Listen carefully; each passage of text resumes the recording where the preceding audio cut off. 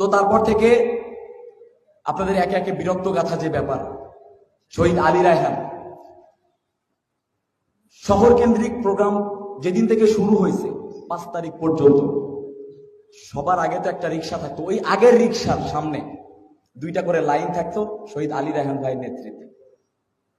একদিন এসে, আমি তো চিনি না আসলে, মানে এত মানুষের ভিতরে বা তাকে তো ওইভাবে চেনা নাই, তো আলী রায়হান ভাই বুকে নিয়ে এসে বলতেছে, ভাই আমরা কিন্তু আছি। আন্দোলনের প্রেক্ষাপটটা এটা আপনাকে মানতে হবে। আন্দোলনটা কিভাবে পরিচালিত হয়েছে, আমরা সাধারণ শিক্ষার্থীরা ছিলাম, শিক্ষকরা ছিলেন। আন্দোলনের অগ্রভাগে ছিল, এই ক্রেডিটগুলো দিতে হয় আসলে, আপনারা পলিটিক্যালি নেবেন না। আন্দোলনের অগ্রভাগে ছিল রাজশাহী মহানগর ছাত্র শিবির, যারা প্রোটোকলের কাজ করতো, এটা আপনাদের মানতে হবে যারা আন্দোলন করছে। আন্দোলনের পিছনে ছিল রাজশাহী বিশ্ববিদ্যালয় শাখা ছাত্র শিবির। আন্দোলনের মাঝখানে ছিল ছাত্রদল, বাম, যারা যারা ছিল। এক্সাক্ট ওই সময়গুলোকে আমি মিস করি, জীবনের রিস্ক থাকলেও ওই সময়গুলো আমি মিস করি, এবং 5 তারিখ সময়টা মিস করি, যখন না আওয়ামী লীগ ছিল, না বিএনপি ছিল, না জামাত ছিল, না চরমনাই ছিল, না জাতীয় পার্টি ছিল, কিছুই ছিল না। একে খালি ফ্যাসিজমের বাসা খালি নির্মূল করতেছিলাম। আমি ওই দিনটা খুব মিস করি। তারপরে তো আবার যে যার পলিটিক্যাল দল রিফর্মের কাজে ব্যস্ত হয়ে গেলেন। তো আপনাদের প্রতি জাস্ট এই অনুরোধটাই থাকবে, শহীদ আলী রায়হান, শহীদ সাকিব আঞ্জুম ভাইয়ের জন্য আপনারা সর্বোচ্চ শহীদী মর্যাদা আপনারা নিশ্চিত করবেন।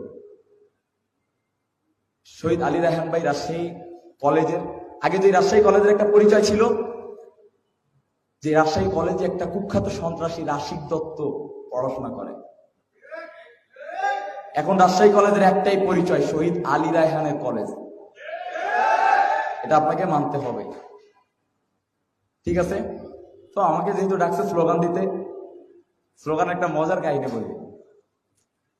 সব থেকে বড় স্লোগান কোনটা জানেন? আসলে প্রত্যেকটা কথা বললে আসলে পলিটিক্যালি চলে যায়। সব থেকে বড় স্লোগান কোনটা বলেন তো? হ্যাঁ, 5 তারিখে কারা কারা ছিলেন তারা জানেন সব থেকে বড় স্লোগান কোনটা। আমাদের বোনেরা চারুকলায় যারা পড়াশোনা করতেছে, স্যার জিন্স প্যান্ট পরে আসছে, স্লোগান হচ্ছে, দেখেন নারায়ে তাকবীর আল্লাহু আকবার কিন্তু একটা মারাত্মক একটা স্পিড, এটা আপনাকে মানতেই হবে। হিন্দু আছে, মুসলিম আছে, বৌদ্ধ আছে, খ্রিস্টান আছে, ডান আছে, বাম আছে, রাম আছে, সব আছে। রিক্সায় স্লোগান দিচ্ছে নারায়ে তাকবীর, কি হিন্দু কি কি সব আল্লাহু আকবার। এটা কোনো পলিটিক্যাল দলের স্লোগান না, এটা একটা স্পিরিচুয়াল, আপনাকে মানতে হবে। এটা যুগের পর যুগও যদি চলে যায়, নারায়ে তাকবীর আল্লাহু আকবার স্লোগানের বিপরীত মুখে একটা স্লোগান আপনি ম্যানেজ করতে পারবেন না।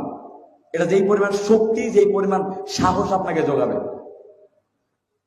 এখন আমি মনে করি যে এটাকে যদি একটা পলিটিক্যাল দল হিসেবে, পলিটিক্যাল দলের স্লোগান হিসেবে দেখেন, যে দেখবে মনে করতে হবে সে পরিকল্পিতভাবে ইসলামকে নিয়ে সে বিরোধিতা করতে চাচ্ছে। ওই স্লোগান দিবেন নাকি? দিবেন? কে দিতে পারবেন বলেন? কে দিতে পারবেন? একজন দাঁড়ান, জোরে।